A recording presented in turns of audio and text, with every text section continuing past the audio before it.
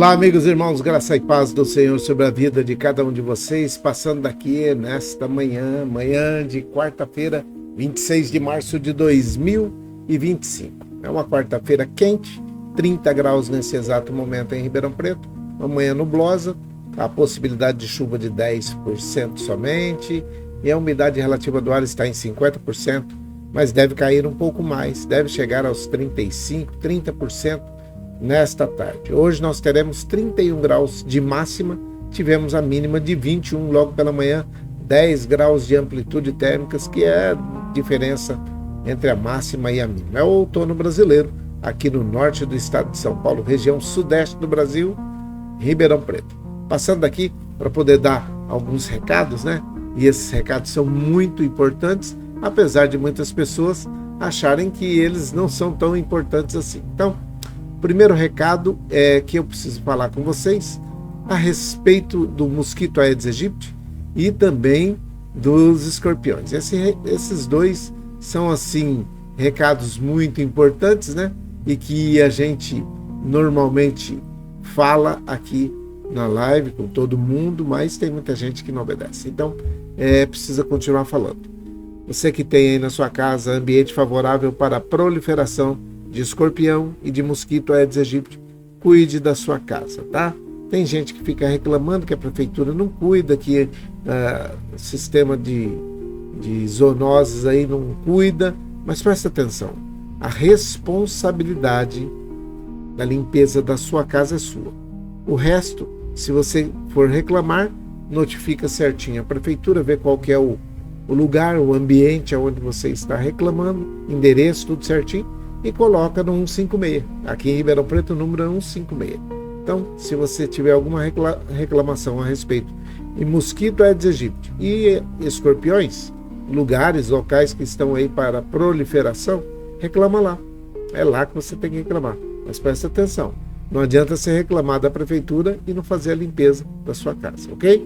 Tem que fazer a limpeza da sua casa aí. Todo o ambiente que seja favorável para ter o mosquito Aedes aegypti, que transmite a dengue, a zika e a chikungunya, e a dengue na sua pior forma, que é a hemorrágica, ela pode te matar.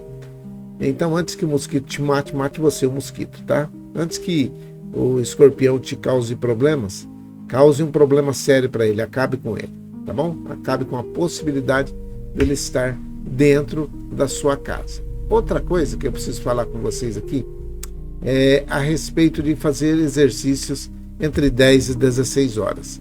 Não é recomendável, tá?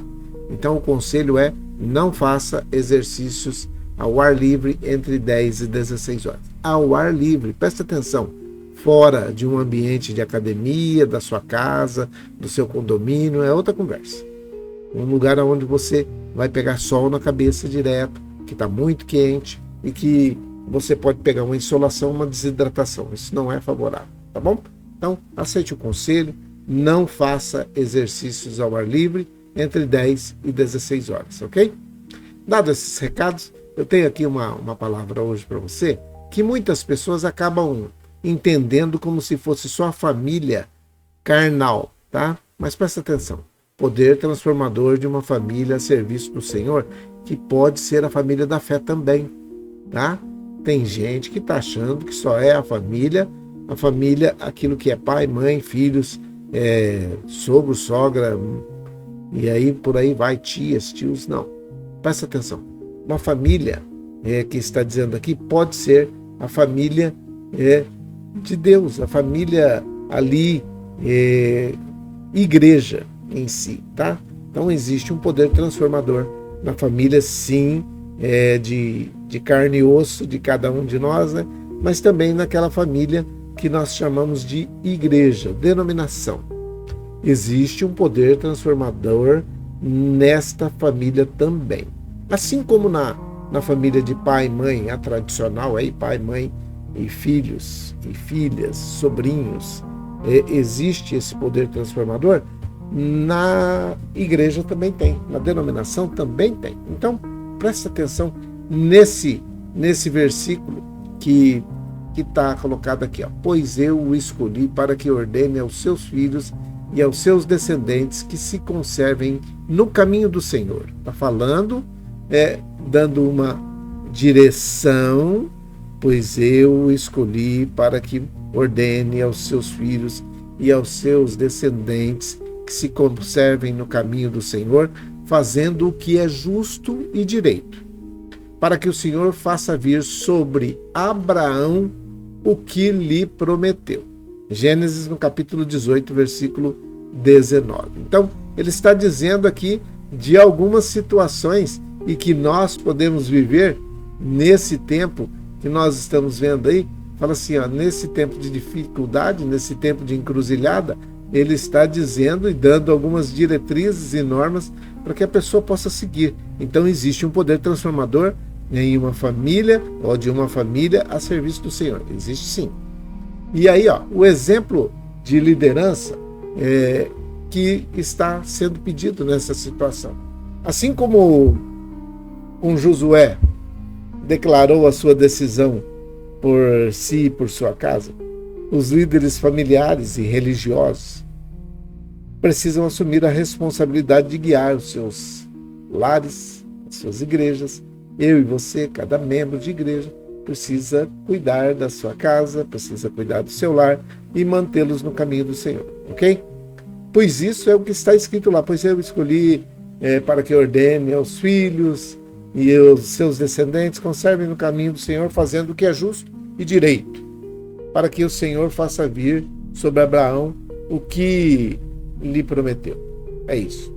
Então existe um exemplo de liderança, existe agora a influência, tá vendo aqui, ó? Influência. Eu vou colocar aqui para você ver, influência mútua, tá? Existe aí uma influência mútua. Por que influência mútua? O que é que está dizendo aqui? Quando os membros da família se unem a serviço de Deus. Eles, se unindo a serviço de Deus, eles se fortalecem mutuamente. Todos aqueles que se unem, não somente na família, naquela que eu falei que é tradicional, pai, mãe, filhos, estou dizendo também de igreja. Quando a igreja se une como membros de um corpo, como membros de uma família da fé, se unem a serviço de Deus, eles fortalecem-se mutuamente na fé e enfrentam juntos os desafios da vida, os problemas da vida. Então, quando em Hebreus, no capítulo 10, versículo 24 e 25, diz assim: e consideremos uns aos outros para nos incentivarmos ao amor e às boas obras.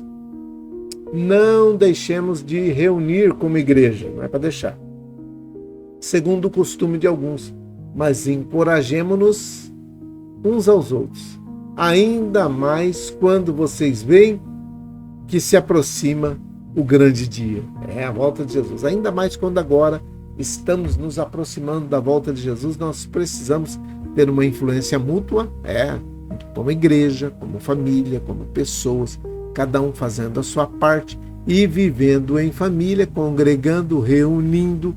Por quê? E eu não estou chamando ninguém para poder ir fazer parte de uma igreja, tá? Estou dizendo que esta é a função da igreja, que você, se estiver fazendo parte de uma igreja, você precisa ter como uma diretriz para você. Outra coisa, herança espiritual. Presta atenção, uma família que serve ao Senhor não deixa pessoas totalmente jogadas ao léu. Ela deixa um legado de fé para as próximas gerações, transmitindo os valores e os princípios bíblicos. Tá difícil? É verdade, tá difícil. Mas, no Salmo 78, no versículo 4 até o 7, diz assim, ó, essa aí é a herança, e é o terceiro tópico aí que eu quero que você saiba. Herança espiritual. Uma família que serve ao Senhor deixa um legado de fé para as próximas gerações, transmitindo os valores e os princípios bíblicos. Salmo 78, do 4 ao 7, diz assim: não os esconderemos dos nossos filhos, e contaremos à próxima geração os feitos gloriosos do Senhor, o seu poder e as suas maravilhas que ele realizou. Ele estabeleceu decretos para Jacó, instituiu lei para Israel e ordenou aos nossos antepassados que os ensinassem aos seus filhos, para que a geração seguinte os conhecesse. E também, presta atenção aqui, e também os filhos que ainda haveriam de nascer. e eles, por sua vez, contassem aos seus próprios filhos, então aos netos, bisnetos, tataranetos. Desse modo, eles poriam a sua confiança em Deus e não se esqueceriam dos seus feitos, mas guardariam os seus mandamentos. Se nós não passarmos isso de pai para filho, de filho para neto, de neto para bisneto, de bisneto para tataraneto, vai acontecer uma situação de que não vai haver herança espiritual, sabe? Existem pessoas que estão fazendo coisas erradas, e isso é verdade. Aí, ó, tem alguém aí colocando um negocinho aí, mas e esses que estão fazendo errado?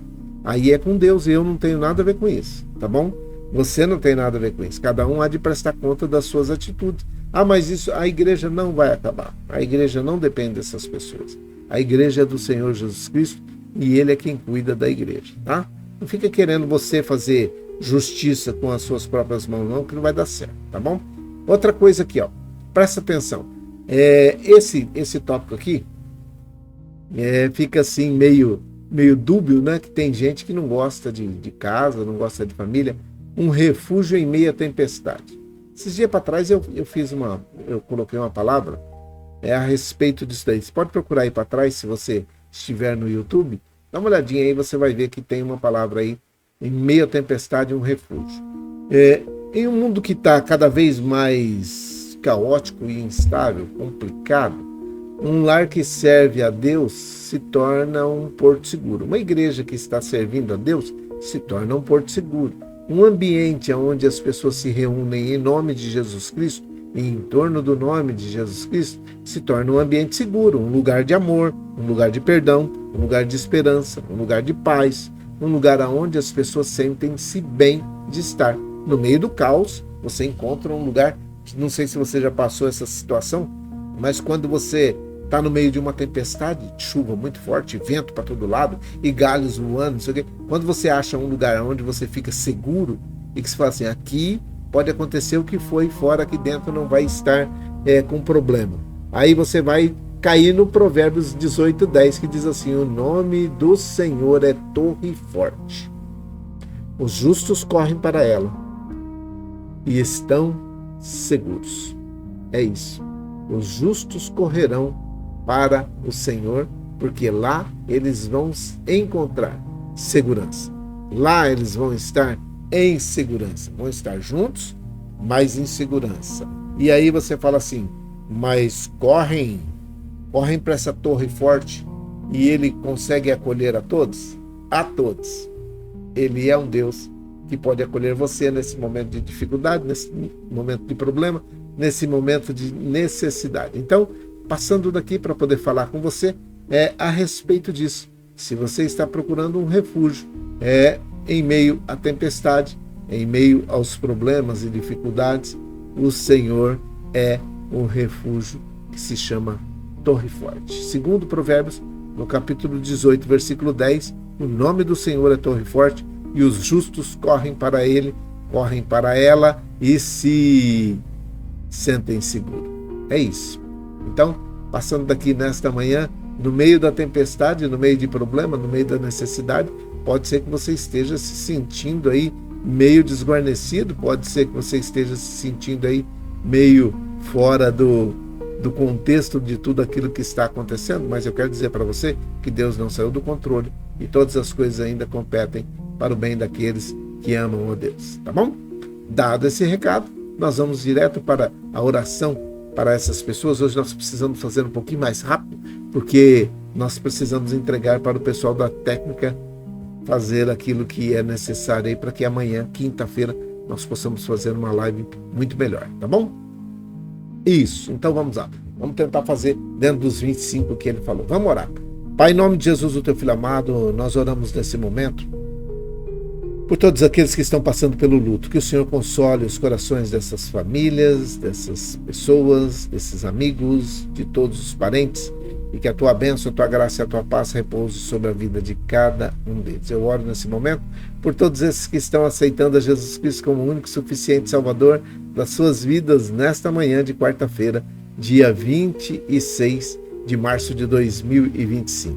Que o Senhor firme os seus pés e que os receba como filhas e filhos queridos que são, e que perdoe os seus pecados escrevendo seus nomes no livro da vida. Eu oro pela Dona Maria José e pelo Emerson, pela Irmã Maria Dourado e a sua família, pela Isabela, pelo Miguel e a sua família, oro pela Dona Néia e o seu Fernando, oro pela Vó Hilda, Vó Luzinete, Vó Tereza e as suas famílias, o Eduardo de Piracicaba, pela Vó Neuza, pela sua filha Sandra, pelos netos Pedro e Vitor, que a tua boa mão esteja estendida sobre essa família, repreendendo toda ação do inimigo sobre a vida desta família. Eu oro pela Selminha, pelo Geninho, pela Viviane, oro pelos idosos que estão nos asilos, nas casas de repouso, nas creches de idosos, aqueles que são trabalhadores desses locais, que a tua bênção, a tua graça repouse sobre a vida de cada um deles. Oro pelas crianças, adolescentes, jovens e adultos que estão nas escolas, faculdades, universidades, onde quer que estejam, nas creches, que a tua bênção, a tua boa mão esteja estendida sobre a vida deles e daqueles que estão ministrando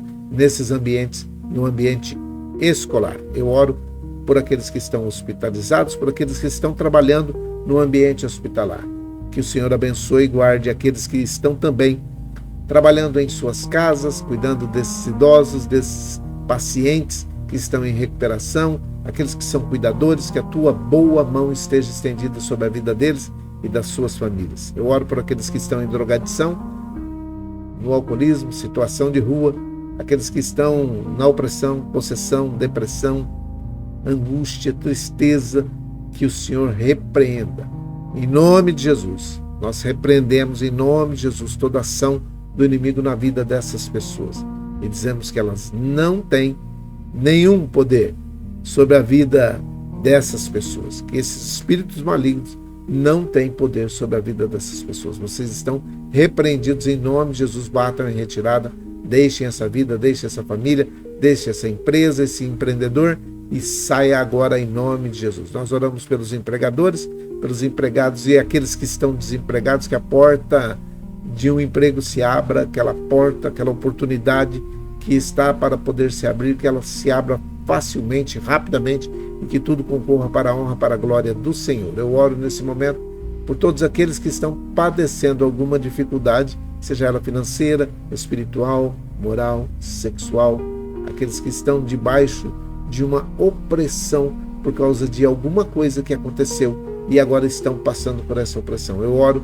que o Senhor repreenda esse inimigo e faça com que haja paz, alegria, saúde, prosperidade nesse outono de 2025 na vida de cada um deles. É a minha oração, é a nossa oração, com perdão dos nossos pecados, em nome de Jesus, o teu Filho amado. Amém e amém. Que o Senhor te abençoe e te guarde, que o Senhor faça resplandecer o seu rosto sobre ti e tenha misericórdia de ti, que o Senhor sobre ti levante o seu rosto, te dê a paz. Um grande abraço, Deus abençoe. Havendo possibilidade técnica, nós voltamos ainda hoje, se não amanhã, quinta-feira, dia 27, nós estaremos com vocês, tá bom? Deus abençoe. Não perca não, que amanhã eu vou falar um negócio que é importante, tá bom? Deus abençoe.